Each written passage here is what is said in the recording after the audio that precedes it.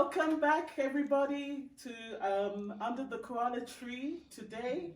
Danae and I are actually going to be more of observers than anything else because our children have decided to give you some insight into how our two personalities have had an impact in their lives and how they do things. So, guys, over to you. I feel very fortunate to have quite open-minded, liberated parents, liberated and liberal, and it really makes me feel comfortable in who I am, knowing that I haven't necessarily been limited in terms of exploring my kind of personality and my character and growing the kind of person that I aspire to be. And don't get me wrong, I do appreciate how much freedom you have given us, but I do think that it's hard for us to put our own boundaries and limitations on certain things because we haven't really had that foundation. There's a lot of things that I wouldn't do when it comes to my children and how much freedom I give them, just based on knowing how much I took advantage of that. And now in my older years, how hard it is for me to be able to create those boundaries for myself. But at the same time, I think also based on societal standards and just being able to interact with the general man, I'm very different. I'm too outlandish, I'm too forward, I'm too loud, I'm too much. And in some ways it can be a great thing because people want to feel like they have someone they can relate to, someone who's just, 100% open. But in other ways, people are just thinking, whoa, like, why would you be that way? Because obviously from a female's perspective, it's a lot different in terms of how we're viewed. But yeah. One thing is I'm very free, and I've taken that a lot from you, which you got from mommy and daddy. And one thing is a lot of people don't understand how I am as a person, like how I can accept so many things and how I can decide to chill and not argue with a lot that the rest of the world will decide to disagree with. But at the same time, there's also much more of a positive I take from that because I really see myself as somebody who is extremely diverse, and it translates into even the way I dress. Yeah. The things I do, my writing, everything else, like all the people that I speak to, so it makes me a lot more interesting. Like how I engage specific people, how a lot of people may find me attractive in different ways, and I get that from my family, my siblings, the diversity, which is from my sisters and my parents. So that's a positive that I can take. With regards to how much people accept it, I don't really care. And I get that from my parents as well. Like, just stay in your own lane. Don't care too much about what they say. Keep it going, keep it rolling. And of course, I can get carried away sometimes. That's a lie, though. Why do you say that's a lie? As much as it's do your own thing, stay in your own lane, don't care what other people think, mommy still cares. Yeah. I would say it's like, it's basically fire and ice. Yeah. You're very cool, Yeah. composed.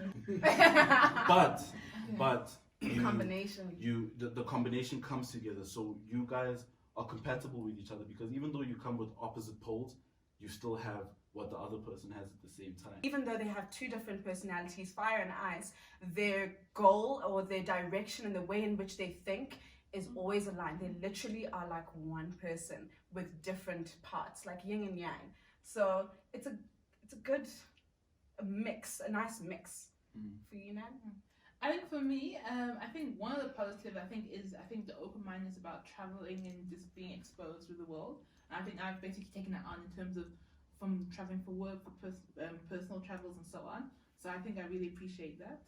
I think I wouldn't say it's negative, I'd say it's like a combination of negative and positive in the sense that you're so welcoming and opening for everyone. Amen. Yes, I mean, from when I was very young in Manchester, like we've had millions of people in and out of the house, and some have stayed with us, some have you've helped them out, you supported them financially, just from a supportive role point of view. And I feel that it's a very sort of beautiful characteristics, very noble. But I do feel that maybe some of some of those people might have taken advantage of it. Most. And I think for me, it's been a learning experience in terms of, you know, it's a great quality, but also maybe to be careful not to be taken be able advantage to of. strike a balance. Yes. I think, I'm the exact same way, because I remember growing up, I always used to say, oh my gosh, my parents are picking up strays again. And I would call them strays, because it's just like, for me, I don't see any benefit or any value that they're bringing to us. And for my parents, it's completely different, because being selfless, good service, what's the word?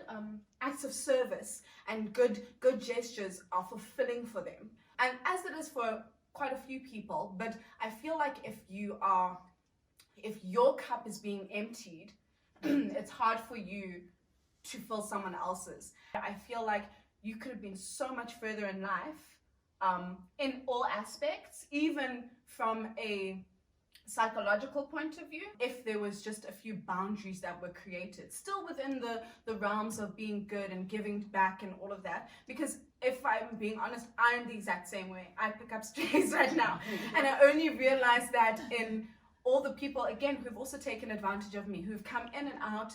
And I'm just like, but why? We love each other. We've been together for this long. Why would you not want to return the kind of love that I'm giving you or that I want to give you? And unfortunately, not everyone is wired the same way. Look, it's a difficult thing. Okay, my parents were giving, but maybe they were more given to the family. Okay. Yeah. But I know within the family, the extended family, yes, there are some people that are even more giving. So I left Nigeria, I came and I met my wife, who was very giving. I also learned from her. Yes, because even as a student, she would have people coming to eat at her place. And as you say, sometimes the ice is there on purpose just to observe, because you learn in the process. And is it a quality that I thought was good? Yes, I suppose it was one of those things that attracted me to her.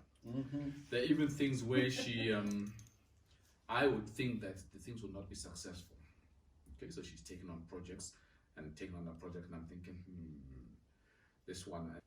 But then the admiration also came because she pushed ahead, and one of them was a person who had a child, that they were children that they wanted to bring in. She was a refugee in the UK. She wanted to bring in children. Okay, the whatever organization pushed it on to Millie. It was really a hopeless case. Mm-hmm. But she took it. Those children came in. Millie went to pick them up from the airport, and that gave me a greater admiration for her. Gave me a greater admiration. That's my mama, y'all. So then I suppose you kind of, and you go together. You grow up together, and there's certain things also, which also then